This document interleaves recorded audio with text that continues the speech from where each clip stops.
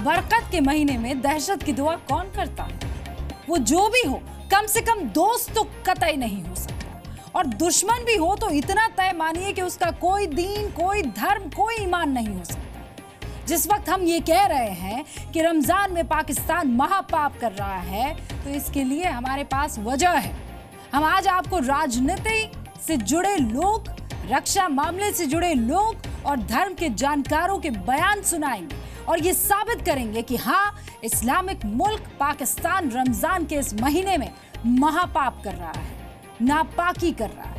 पाकिस्तान आतंकियों को पालता है, आतंकियों को पाकिस्तान में खुलेआम घूमने की छूट देता है, पाकिस्तान उन्हें दहशत के धंधे के लिए उगाही करने की इजाजत देता है, उन्हें भारत के खिलाफ जहर उगलने का रास्ता दिखाता है। और ये सारा कारोबार होता है उस रमजान के महीने में, जिसे साल का सबसे पवित्र, सबसे पाक महीना माना जाता है। तो इसे रमजान में पाकिस्तान का महापाप ना कहें तो बताइए फिर क्या कहें? ये बाड़मेर का तालसर गांव है। यहाँ से पाकिस्तान का बॉर्डर मुश्किल से 1 किलोमीटर होगा। जी न्यूज की टीम रेगिस्तान के बीच से गुजरती इस सड़क के जरिए बाड़मेर में बसे आखिरी गांव तक पहुंची। मकसद ये जानना था कि रमजान के पवित्र महीने में कौन हिंदुस्तान में दहशत फैलाना चाहता है। पाकिस्तान में तो खुलेआम रमजान के महीने में हिंदुस्तान की बर्बादी के लिए चंदा इकट्ठा किया जाता है। दूसरी वो जमात जो हिंदुस्तान के खिलाफ जिहाद करेगी, हिंदुस्तान की 8 लाख आर्मी फोर्स के खिलाफ बनकर बेकार मुजाहिदीन जैश मोहम्मद के साथ माली ताउन करते हुए जाइए। लेकिन पाकिस्तान से सटे भारत के इलाके में भारत के खिलाफ दहशत के चंदे कौन इकट्ठा कर रहा है? आज हम आपको पाकिस्तान का पूरा पाप तो बताएंगे ही, लेकिन आगे बढ़ने से पहले राजस्थान में जो हुआ उसका खुलासा जरूरी है। पिछले दिनों खबर आई कि राजस्थान में मज़ारों और मस्जिदों में आए दान के पैसे का इस्तेमाल पाकिस्तानी खुफिया एजेंसी ISI की मदद के लिए हो रहा है। इस बात का खुलासा जैसलमेर से गिरफ्तार ISI जासूस दीना खान ने किया था।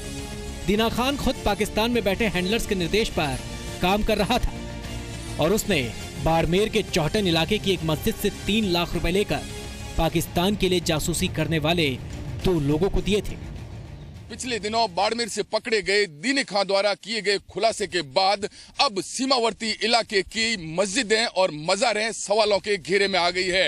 हालांकि जैसलमेर पुलिस इस बारे में खुलकर कुछ बताना नहीं चाह रही है, लेकिन जैसी हमारी उनसे बात हुई है, उनका भी मानना है कि इन इलाकों में बनी हुई मस्जिदों और मज़ारों पर पुलिस पैनी नजर रखे हुए है। दीना खान के खुलासे के बाद दोनों जासूस पकड़े गए, लेकिन इन मस्जिदों और धार्मिक स्थलों के इर्द गिर्द शक और सवालों का घेरा खड़ा हो गया। हमने पाकिस्तान से सटे इस इलाके के जानकारों से पूछा कि क्या आप लोगों को पिछले कुछ दिनों में यहाँ कोई खास तब्दीली दिखाई पड़ी है? काफ़ी सालों से ये सीमावर्ती एरिया में मैं देख रहा हूँ, विदेशों से दुनिया भर का पैसा आता है, उस पैसे की कोई जांच नहीं होता है, न कोई पीछे उस पैसे का कोई पूछने वाला है। वो सीमावर्ती एरिया में पैसा मदरसों के रूप में लग रहा है।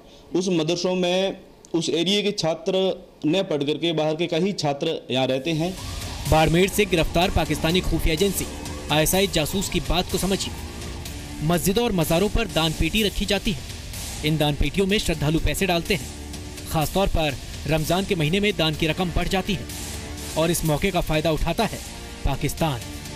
मजहब के काम के बहाने ये पैसे यहाँ से उठाए जाते हैं। इस काम में पाकिस्तान अपने जासूसों को लगाता है और ये पैसा आखिर में बॉर्डर इलाके में आतंकियों के हाथ में पहुंच जाता है। एक्चुअली क्या है कि जो पुलिस स्टेशन हैं, लोकल पुलिस स्टेशन हैं, उनके भी सोर्सेज होने चाहिए जो कि इन्फॉर्मेशन कलेक्ट करें, छोटी छोटी इन्फॉर्मेशन कलेक्ट करें और उसका ऊपर आने के बाद में उस पर सोच विचार होना चाहिए और अकॉर्डिंगली काउंटर मेजर्स लेने चाहिए।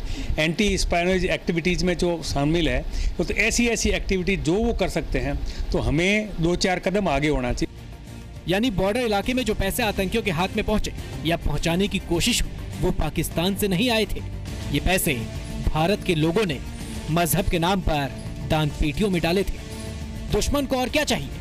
पैसे भी मिल जाए, शक भी ना हो और पैसे का इस्तेमाल भी भारत के ही खिलाफ हो।